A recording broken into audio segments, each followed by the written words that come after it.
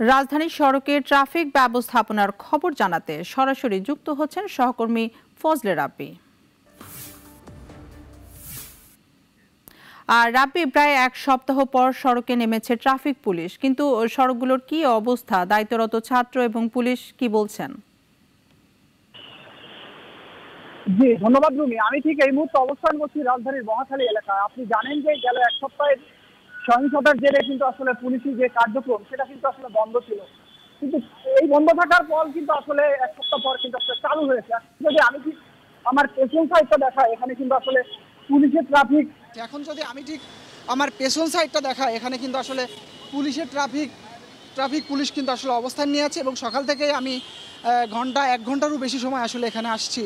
তো আমি তখন থেকেই দেখতে পাচ্ছি আসলে সড়কে কিন্তু পুলিশ অবস্থান নিয়েছে এবং একই সাথে শিক্ষার্থীরা অবস্থান নিয়ে কিন্তু তাদের যে কার্যক্রম, তারা দীর্ঘ কয়েকদিন যাবৎ কিন্তু আসলে সড়কে যে শৃঙ্খলা ফেরাতে কাজ করছে সেটা কিন্তু আসলে দৃশ্যমান আছে। এছাড়াও আসলে আমি সকাল থেকে রাজধানীর বিভিন্ন গুরুত্বপূর্ণ পয়েন্ট যেমন মিরপুর, উত্তরাতে আমি কিন্তু আসলে ঘুরেছি। আমি ঘুরে দেখতে পেরেছি যে আসলে সেখানেও কিন্তু আসলে পুলিশের সাথে শিক্ষার্থীরা কিন্তু আসলে একযোগে এই ট্রাফিক নিয়ন্ত্রণে কাজ করছে। আপনি কিন্তু আসলে এখানে শিক্ষার্থী এবং এই যে পুলিশ তারা কিন্তু উভয় একসাথে মিলে আসলে এই ট্রাফিক কার্যক্রম অব্যাহত রেখেছে।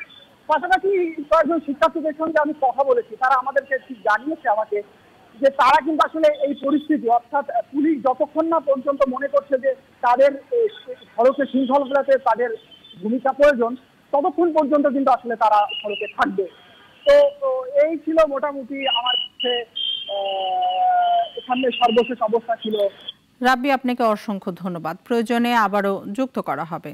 250টিরও বেশি ডিজাইন অপশন নিয়ে ওয়ালটন স্মার্ট ফ্রিজ, বোঝে আপনার প্রয়োজন।